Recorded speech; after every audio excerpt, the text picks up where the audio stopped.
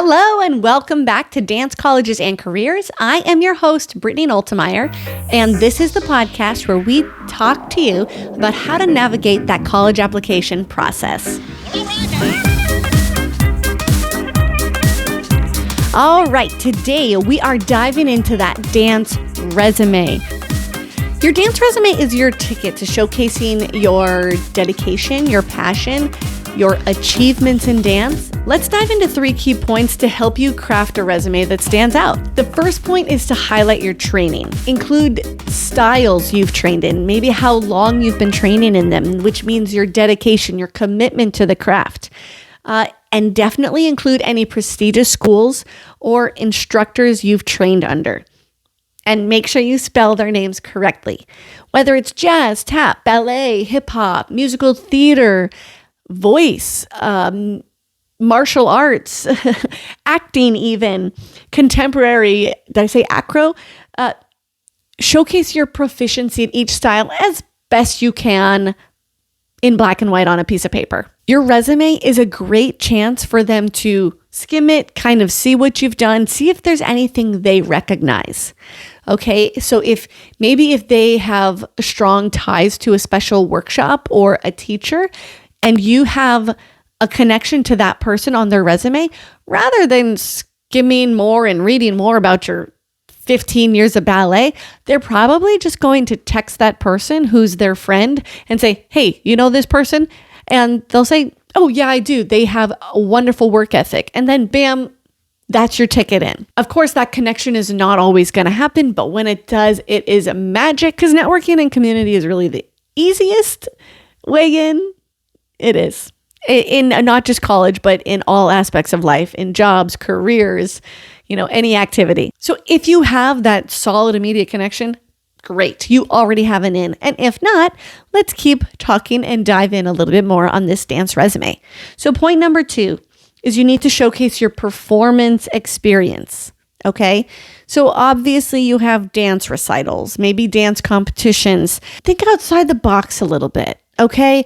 What have you performed at that's maybe a little bit different? Or have you set any of your own choreography? Any community events that has kind of shaped you into a better person or a higher achievement? So be sure to showcase your performance experience. List any dance performances, recitals, competitions, or showcases you've participated in.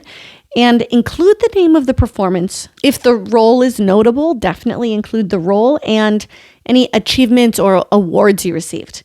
This area can demonstrate your stage presence, your adaptability, and even how you might perform under pressure. Let's move into our third point. This is highlight achievements and awards. Maybe you've received 5th place out of 50 solos at a specific dance competition. Make sure you include that. Don't just write 5th place overall. That can mean a lot of different things, and then that kind of just becomes a wash because if someone doesn't really know what it means, it's like, why even put it on there? If you've received any scholarships, this is a wonderful place to include that. Scholarships, if you've been selected for dance intensives, if you've received any special judges awards, choreography, those unique awards can kind of say a lot about a person. These achievements validate your talent, and they can make a significant impact on the impression you leave with the admissions committee. Definitely include any leadership roles, choreography opportunities, and community involvement. If there is a leadership opportunity that wasn't in dance, include that.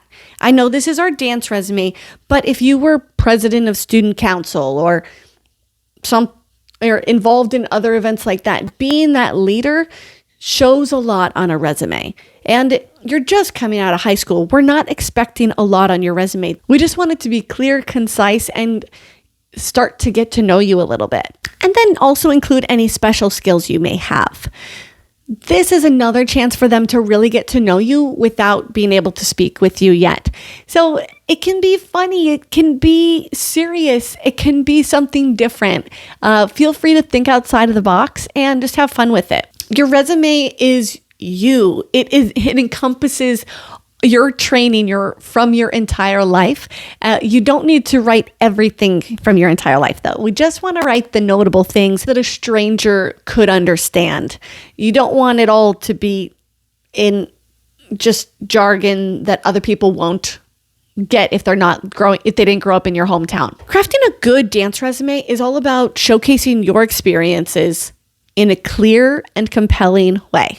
It's the goal to capture the attention of the admissions committees, help make them want to read more on your paper. And that'll help you be set up for success. Now, how do you make one? There's no right or wrong answer. Many people do it different ways, but just make sure it's clear. It's clear, concise, easy to read. Use headings, use columns, use tables if you need to. I don't have any lines or tables in mind, but if that works for your resume, that's fine.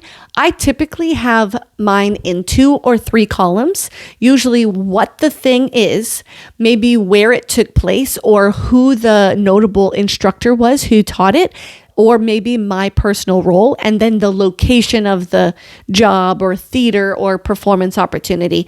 So that's just one example of how that can be done, but it's really what matters. What's the important information that you need to get out? That's what needs to be your columns. And you can try a few ways out.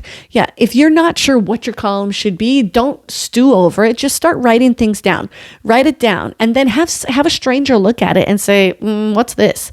It's okay if they say, this is interesting. What's this? Tell me more. But if they say, I have no idea what the heck this is, okay, then we need to do some tweaking because you won't be there to explain every line on your resume. Another thing, keep it concise. So bullet points. You don't need paragraphs, sentences. People don't want to read like that. It needs to catch the eye quickly and ASAP. You want to put the most important things at the top, or the most important things in bold or in a clear formatting where my eyes automatically go there. Other things to include, you need contact information. Contact information on that resume, but you do not need your home address. It's for your safety. Some resumes you'll see people write their home address, and you don't need to do that. You don't need to do that. Nobody who is receiving your dance resume needs your home address ever. If they need to mail something to you, sure, you can give that to them, but that's going to be a personal relationship. But flat out, you don't need to just be throwing your home address all over the place. I think we talked about the main body of it. You just need to make sure you have the most important things labeled at the top, formatted clearly, and then finally put your name on it. I think that's pretty obvious. Have your name nice and big across the top, your email or phone number, and all the wonderful things about your career. Some people might add a picture to their resume. Things have changed quite a bit in the last 10 years. So it used to all be on paper. You would have your resume on a piece of paper that was an 8x10 and a headshot that was an 8x10, and you would staple them back to back. You did not leave it 8.5x11 stapled to an 8x10 photo. No, you did not do that. You cut it. Okay. So you would cut your resume to fit the same size 8x10 as the photo.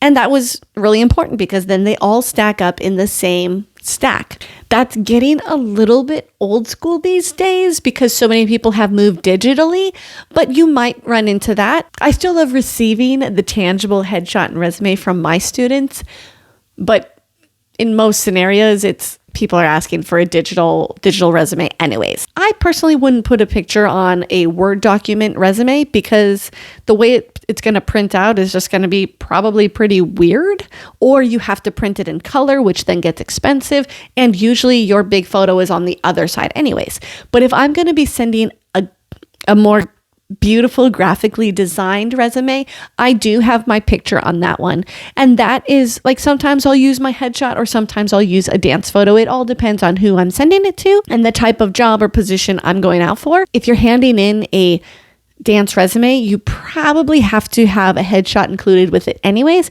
So that's why I will usually throw on like a dance photo because it's fun, it's catchy, it's pretty, and it's what we do. But like I said, there's no right or wrong way to do it. Just keep it clean, concise, and do not have any spelling errors. Don't spell any of your teachers' names wrong, and don't It's your information. So if you spell this stuff wrong, it looks really silly. And I've done it. I mean, we've all made changes last minute and printed out, but it's embarrassing. It's embarrassing. And you have plenty of time to get yours prepared, and yours is for your college audition. You know what it's for. You can start prepping for it now. No matter how old you are, let's say you're in 8th grade right now, you can start building this resume, and that's going to lighten the load as a senior, but you're only going to perfect it more. You're going to get more experience from it, and people are already going to be able to start asking you questions like, oh, what's this? Or you'll see like what works better than others. And it's just your chance to get your leg up in this competition of crafting the perfect resume. Crafting the perfect resume is all about showcasing your unique talents, your unique experiences in a clear and compelling way. Go out and get it done today. Best of luck and keep on dancing.